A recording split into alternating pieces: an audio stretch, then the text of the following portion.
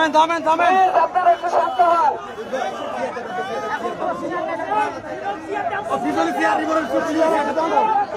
প্রিয় নেতৃবৃন্দ, আপনারা দূর দূরান্ত থেকে এসেছেন, আপনারা অনেকেই টেলিভিশনের সংবাদ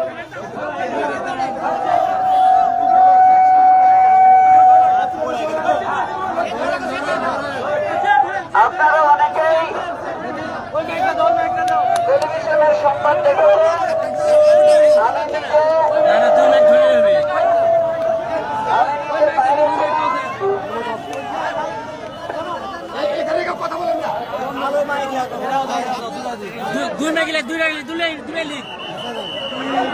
আরে দেও না কেন ঠিক দূরে দেখ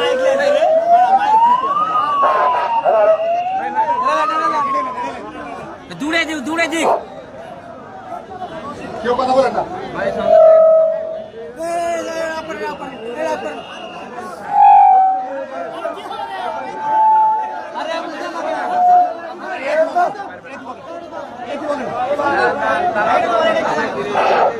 দয়া করে আপনারা একটু শান্ত হন।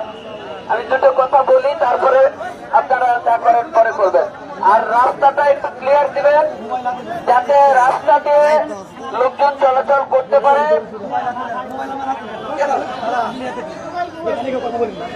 রাস্তা একটু ক্লিয়ার দেন, যাতে অন্তত ভ্যান ট্যান যেতে পারে, এভাবে একটু ক্লিয়ার দেন। ওই যাতে গাড়ি যাচ্ছে, গাড়িটাকে যেতে দেন দয়া করে।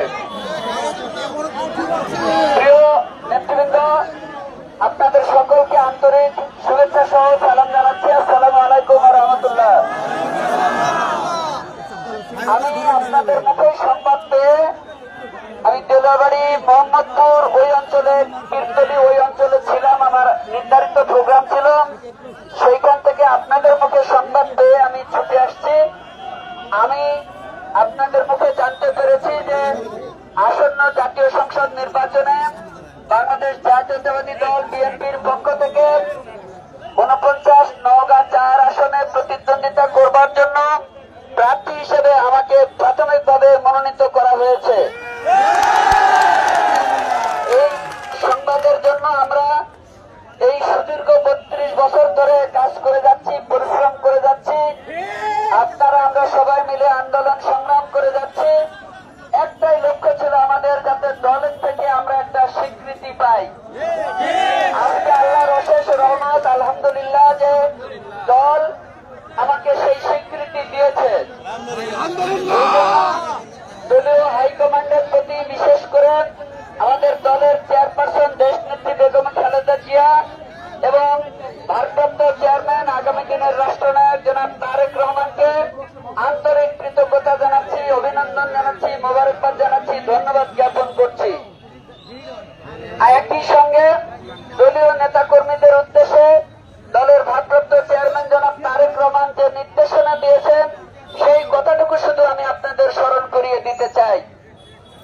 তারেক রহমান সাহেব ইতিমধ্যেই ওনার বক্তৃতায় বলেছেন, আপনারা দেখেছেন, শুনেছেন। এমনকি বিভাগীয় যে মনোনয়ন প্রত্যাশী আমরা ছিলাম, রাজশাহী বিভাগ বা অন্যান্য বিভাগ, সকলকে ঢাকায় ডেকে আমাদেরকে নির্দেশনা দিয়েছিলেন। সেইটা এরকম ছিল যে যাকে মনোনয়ন দেওয়া হোক তার পক্ষে কোনো আনন্দ মিছিল বা বিজয় মিছিল করা যাবে না, উল্লাস করা যাবে না, মিষ্টি বিতরণ করা যাবে না। এই কথাগুলো কিন্তু আমাদেরকে অক্ষরে অক্ষরে পালন করতে হবে। কারণ আমি আমার বক্তব্যের শুরুতেই বলেছি যে আমাকে প্রাথমিকভাবে মনোনীত করা হয়েছে। কথাটা খুব গভীরভাবে খেয়াল করবেন। আজকে যাদের ২৩২ জনের নাম ঘোষণা করা হয়েছে, সবাইকে প্রাথমিকভাবে মনোনীত করা হয়েছে।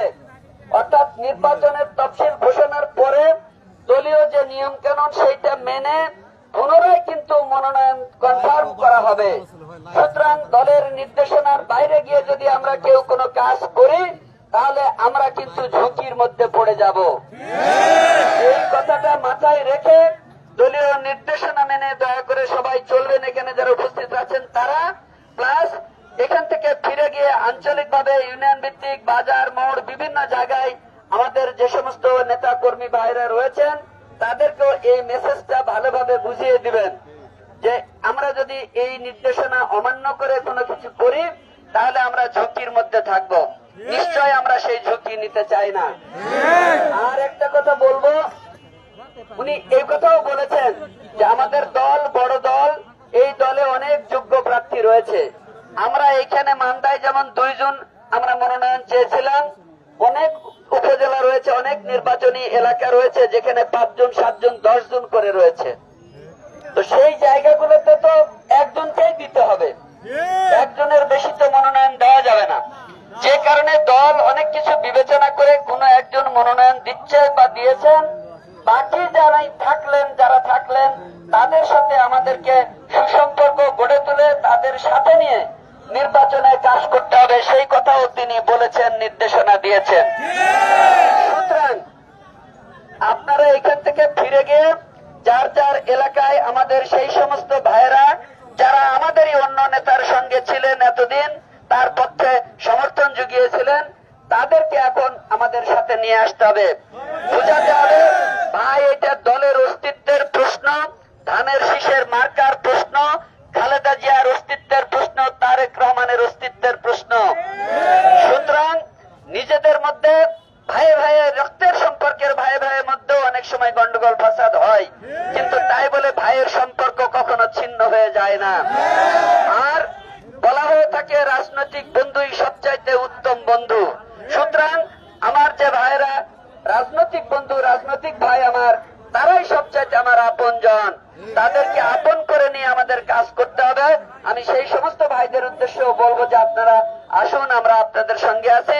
আপনারা আমাদেরকে সঙ্গে নিয়ে একসাথে কাজ করে কিভাবে নির্বাচনী বৈতরণী পার হওয়া যাবে সেই লক্ষ্য নিয়ে আপনারা কাজ করবেন, এই উদাত্ত আহ্বান এবং অনুরোধ রাখতে চাই।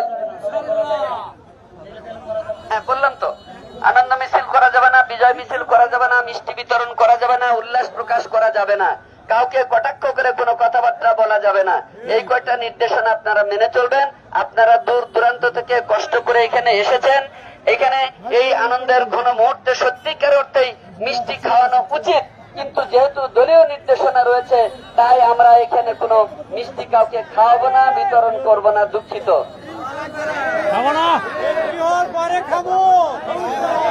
আমি যাবো,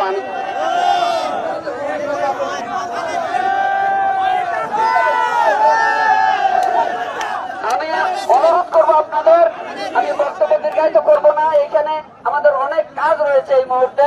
আমি কিছু কিছু নির্দেশনার কথা বললাম, সেই ব্যাপারগুলো নিয়ে আমাদের এক্ষুনি কাজ শুরু করতে হবে।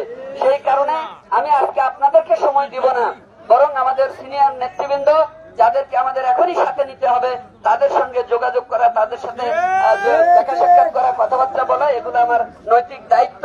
আমি ইতিমধ্যে এই সংবাদ পেয়ে, যেহেতু দিলেবাড়ির ওই পারে ছিলাম, ওইখানে আমাদের নেতা মরম শামসুল আলম প্রামাণিক সাহেবের কবর জিয়ারত করে দোয়া করে এইখানে উপস্থিত হয়েছি। সুতরাং আমাদের যে কাজগুলো করা দরকার, সিস্টেমেটিক ওয়েতে আমরা কাজ করব। কেউ কোথাও কোনো বিশৃঙ্খলা করবেন না দয়া করে। এইখানে আমরা যেহেতু উপস্থিত হয়েছি অনেক লোক, আল্লাহর শুকরিয়া আদায় তো আমরা করবো ইনশাআল্লাহ। আমরা দোয়া করব। আমাদের এখানে মাওলানা আতাউর রহমান রয়েছে, আমি ওনাকে অনুরোধ করব যে এই খুশির দিনে আল্লাহ যে আমাদেরকে একটা খুশির সংবাদ দিয়েছেন, এর জন্য আল্লাহর প্রতি কৃতজ্ঞতা প্রকাশ করে একটু সংক্ষেপে দোয়া পরিচালনার জন্য আমাদের মাওলানা আতাউর রহমানকে অনুরোধ জানাচ্ছি।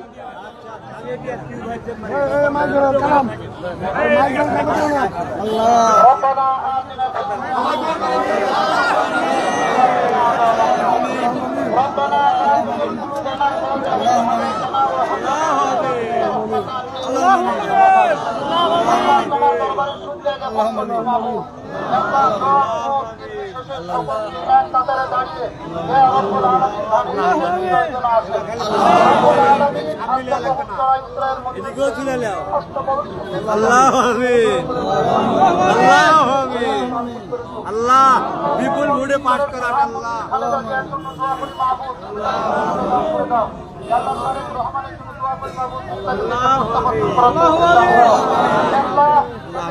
রহমান শহীদ প্রেসিডেন্ট জিয়াউর রহমানের দোয়া করে তার সন্তান কুকুর জন্য দোয়া করে মাওলা জান্নাতুল ফেরদাউস নসিব করে দাও, সকলকে তুমি জান্নাত নসিব করে দাও, তাদের হায়াতের ভিতরে বরকত দাও, কামার ভিতরে বরকত দাও, রুজির ভিতরে বরকত দাও।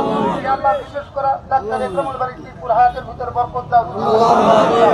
ইয়া আল্লাহ মনের আশা পূর্ণ করে দাও। ইয়া আল্লাহ এই মান্দার যত নেতৃবৃন্দ রয়েছে মাহবুব বিএনপি, ইয়া আল্লাহ ঊর্ধ্বতন থেকে সকল প্রকারের নেতৃবৃন্দ নেতা কর্মী যত রয়েছে মাহবুব সকলের হায়াতের ভিতরে বরকত দাও। ইয়া তাদের জানানো তৌফিক দান করো। সুবহান রাব্বিকা রব্বিল ইজ্জাতি আম্মা ইয়াসিফুন ওয়া সালামুন আলাল মুরসালিন ওয়ালহামদুলিল্লাহি রাব্বিল আলামিন। কালকে প্রোগ্রামে এসে এডিট করেন।